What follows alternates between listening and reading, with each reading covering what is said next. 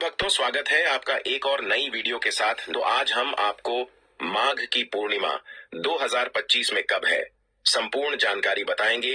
Video बहुत ही ज्ञानवर्धक रहने वाली है, तो कमेंट बॉक्स में सच्चे हृदय से श्री हरि विष्णु जरूर लिखें। तो चलिए दोस्तों, आज हम इस वीडियो में जानेंगे माघ की पूर्णिमा। माघ की पूर्णिमा से संबंधित सभी महत्वपूर्ण बातें बताएंगे। उसे दिन सुबह से लेकर और रात तक के संपूर्ण नियम विधि जानेंगे। बीच में जो भी हमें करनी है, दूसरी चीज क्या है कि जो लोग भी माघ स्नान कर रहे हैं उन्हें उस दिन किन किन बातों का ध्यान रखना है।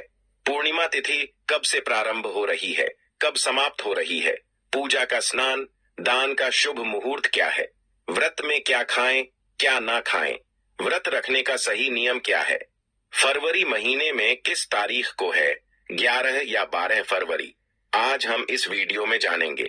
साथ में यह भी जानेंगे कि चंद्रोदय का समय क्या होगा।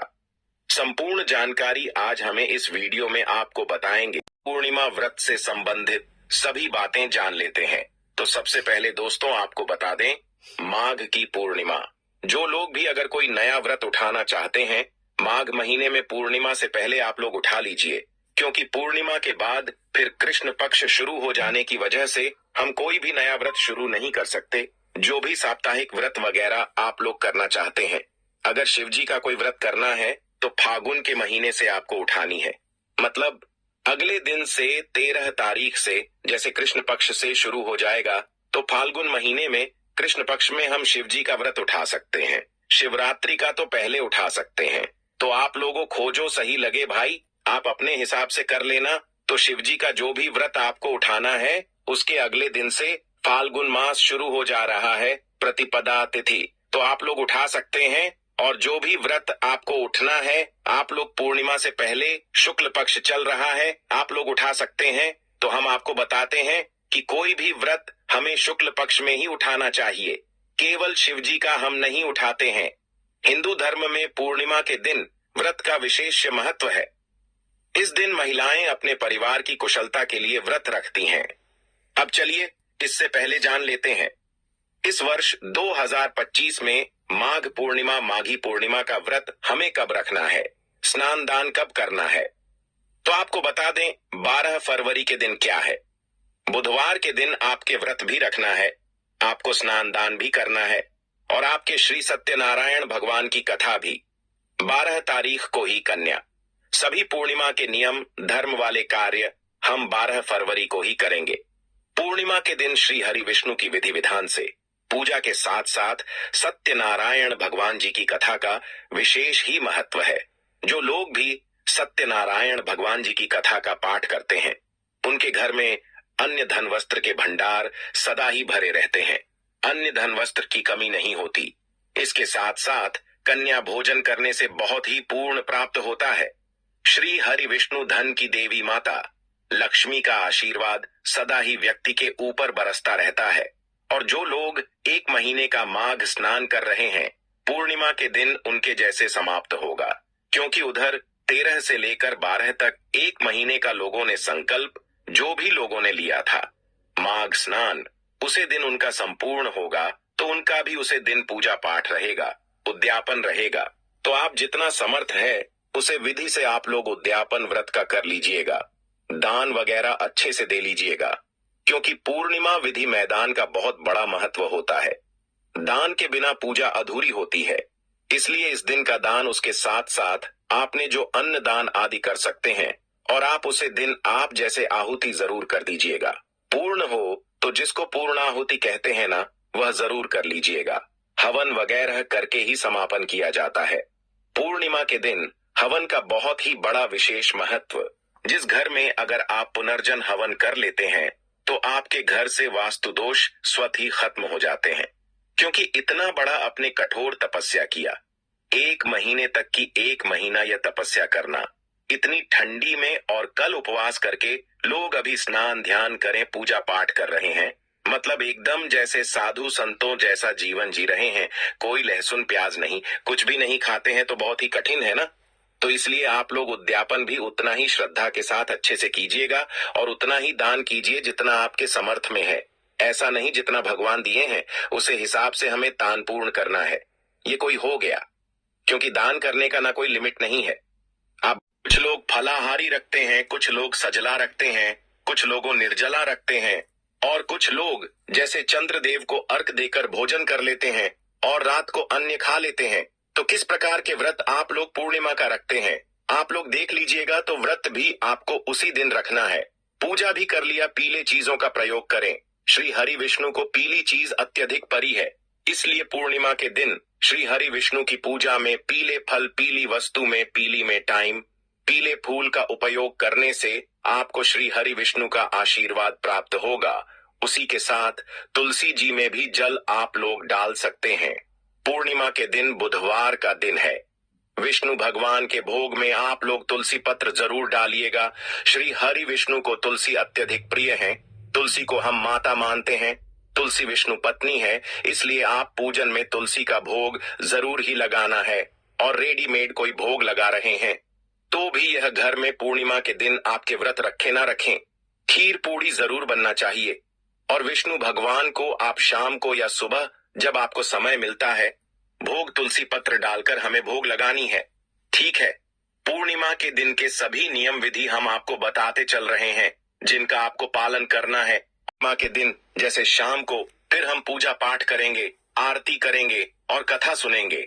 कथा आप पूजा करें तो भी नहीं कर, श्री सत्यनारायण भगवान की कथा उसे दिन आप लोग जरूर सुन लीजिएगा। खुद भी पढ़ सकते हैं, सुन भी सकते हैं, सभी कार्य आप लोग कर सकते हैं। और पीपल वृक्ष की भी लोग पूर्णिमा के दिन पूजा करते। बुधवार का दिन है, रविवार मंगलवार को पीपल वृक्ष की पूजा नहीं करते हैं, तो आप देख लीजिएगा। ऐसे पीपल वृक्ष की पूजा सूर्योदय से पहले करें तो और भी बेहतर है, क्योंकि जैसे उजाला होने पर हमारे घर में पीपल वृक्ष की पूजा नहीं करते हैं, लेकिन पूर्णिमा के दिन कुछ लोग करते हैं। तो आप देख लीजिएगा, इसी के साथ आपको पीपल वृक्ष के नीचे एक घी का दीपक जरूर ही जलाना है। हो रही है दीपक, पूजा के टाइम ही आपको जलाना है। अगर साधना है, समय है तो सुबह भी कर लीजिए। समय नहीं हो पा रहा है, इतना सुबह नहीं जा पाए तो देर से ही कीजिएगा। क्या कीजिएगा? तो सभी देवी देवताओं, तुलसी जी, पीपल वृक्ष, विष्णु, बहुत सभी की पूजा बुधवार का दिन पड़ा। आप एकदम आराम से कर सकते हैं। कम गंगा जल जब पूजा करने जा रहे हैं तो गंगा जल का छिड़काव अगर अभी हमें जरूर कर देनी चाहिए। सारी बातें क्लियर हो गई। पूर्णिमा तिथि प्रारंभ हो रही है 11 फरवरी दिन मंगलवार को शाम में 6:57 से, और पूर्णिमा तिथि समाप्त हो रही है 12 फरवरी को दिन है बुधवार। बुधवार के दिन सामने 7:21 तक पूर्णिमा तिथि है, इसलिए उड़िया तिथि को ध्यान में रखते हुए 12 फरवरी दिन बुधवार को हम पूर्णिया का व्रत, स्नान, दान सभी कार्यक्रम 12 तारीख को 12 फरवरी को करेंगे।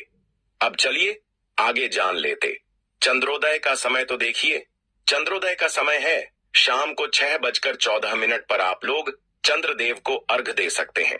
आगे जान लेते हैं कि हमें स्नान दान कर कब करनी है। तो आपको बता दो, स्नान दान पूजा पाठ का शुभ मुहूर्त है। सुबह में आप लोग 5:20 से लेकर और सुबह 6:11 तक आप लोग स्नान दान कर सकते हैं। स्नान दान करने के बाद अपनी पूजा पाठ करें, हवन करें, श्री सत्यनारायण भगवान की कथा सुनाएं, भोग लगाए, प्रसाद वितरण करें, आरती करें और रात में आप जमीन पर बिछावन करके रात को व्यतीत करें। यह आपकी संपूर्ण पूजा विधि कंप्लीट हो जाएगी। दोस्तों, आपकी जानकारी के लिए और बता दें कि आप इस दिन गणेश जी की भी पूजा करें, क्योंकि बुधवार के दिन या पूर्णिमा पड़ी है और बुधवार का दिन गणेश जी के लिए समर्पित होता है। इसलिए आप बुधवार के दिन श्री गणेश भगवान की भी पूजा करें। इससे आपकी पूजा में कोई भी बढ़ाएं आएंगे, वह संकट गणेश जी दूर कर देंगे। तो दोस्तों, कमेंट बॉक्स में सच्चे हृदय से लिखें, श्री हरि विष्णु जय, श्री गणेशाय नमः। आपको हमारा वीडियो कैसा लगा कमेंट बॉक्स में हमें जरूर बताएं। भक्तों, चलिए अब आपको हम पूर्णिमा के दिन गौ माता से जुड़ा उपाय भी बता देते हैं। जो लोग गाय की सेवा करते हैं और उनका भोजन खिलाते हैं और उनकी परवरिश अच्छी तरह से कहते हैं, तो वह लोगों के जीवन की सभी इच्छाएं पूर्ति होती हैं। गाय के बछड़े से बचा हुआ दूध ही मनुष्य को लेना चाहिए, परंतु कुछ लोग एक बार गाय को धो लेने बाद फिर से बछड़े के लिए बचा हुआ दूध भी धो लेते हैं। ऐसा करना घोर पाप कहा जाता है। ऐसे दूध को धोने वाला और ग्रहण भी बन जाते हैं। दोस्तों, साथ ही साथ शास्त्रों में कहा गया है कि गोवंश मतलब गाय और बैल के पीठ पर नहीं बैठना चाहिए। उनक पीठ पर बैठने से महापाप लगता है। ऐसे लोगों को नरक की यात्रा भोगनी पड़ती है। एकमात्र देव के अंश के उत्पन्न नदी ही गौवंश है, जिस पर स्वयं महादेव और महादेवी सवारी करती है। क्योंकि नंदी ने स्वयं अपनी इच्छा से महादेव की सवारी बनना स्वीकार किया था। और साथ ही साथ शास्त्रों में गाय के दान को बहुत ही महत्व दिया गया है। परंतु ऐसी गाय का दान कभी नहीं करना चाहिए जो बूढ़ी और बीमार हो। इस दोस्त से जीवन संघर्ष में बन जाता है। यदि पितृदोष हो तो गाय को प्रतिदिन या किसी भी को या किसी पूर्णिमा के दिन या अमावस्या या किसी भी खास दिन, पूर्णिमा के दिन रोटी गुड़ चारा आदि खिलाने से पितृदोष दोस्तों हर एक और मांगलिक काम में गौ माता या उनसे जुड़ी चीज जैसे गाय का गोबर, गोमूत्र, गाय का दूध अथवा गाय के दूध से बना घी जरूर शामिल करें। इससे आपको पुण्य भाव की प्राप्ति होगी। सनातन परंपरा के अनुसार जिस घर में गाय होती है उसे घर से जुड़े सभी वास्तु दोष स्वयं खत्म हो जाते हैं। गाय के ऊपर जो कुबड़ होती है वह बृहस्पति गुरु है। अतः जन्म पत्री में यदि बृहस्पति अपनी नीच राशि मकर में हो या अशुभ शिवलिंग में जा रहे हो और सामने से गौ माता आई हुई दिखाई दे तो गौ माता को अपनी दाहिनी ओर से जाने देना चाहिए। आपकी यात्रा जरूर ही सफल होगी। और साथ ही साथ यह संकेत भी जान ले, यदि आप यात्रा पर जा रहे हैं और सामने आपके गाय पड़ जाएं अथवा अपने बछड़े को दूध पिलाती हुई सामने गए दिखाई दे जाए तो समझ जाना कि वह यात्रा आपके लिए जरूर ही सफल होगी। और साथ ही साथ जिस घर में गाय होती है उसमें वास्तु दोष स्वतः ही खत्म हो जाता है। और आप भी रोटी बनाएं, प्रतिदिन ताजी रोटी ही बनाएं। गाय को अगर आपने रोटी बनाई है तो कोशिश करें कि उसे रोटी को आप तुरंत ही गाय को खिला दें।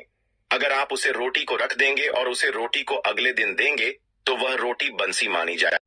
आप आटे की 11 लोई यहाँ बनाकर उनके ऊपर हल्दी लगा करके इसके बाद गाय को खिलाएं। हर एक लोही को मिला दें। माता गाय की आप चरणों की स्पर्श करें। या दोस्तों ऐसा करने से आपके समस्त काम बनने लगेंगे। जो 2 हक का समय चल रहा है वह भी खत्म होगा। आपके जीवन में खुशियां ही खुशियां होगी। और एक बार आप 7 बार गाय की परिक्रमा भी कर लें तो आपके समस्त कम होंगे। और साथ ही साथ आप गाय को जब भी रोटी दे, रोटी पर या तो आप थोड़ी हल्दी लगा लें, अगर अच्छा ना हो तो आप थोड़ा रख सकते हैं, थोड़ा घी रख सकते हैं। या दोस्तों गाय को कभी भी सूखी रोटी ना खिलाएं। सूखी का मतलब गए रोटी रखें, उसे पर कुछ ना कुछ रख कर खिलाएं। जब भी आपको शुभ फलों की प्राप्ति होगी। जी हाँ दोस्तों, उपाय कुछ बातें जिन्हें आपको ध्यान में जरूर रखना चाहिए। या दोस्तों वीडियो अच्छी लगी हो, वीडियो को लाइक करें, ज्यादा से ज्यादा अपने दोस्तों में शेयर करें। जय श्री विष्णु भगवान, जय श्री कृष्णा, जय गौ माता जरूर ही लिखें।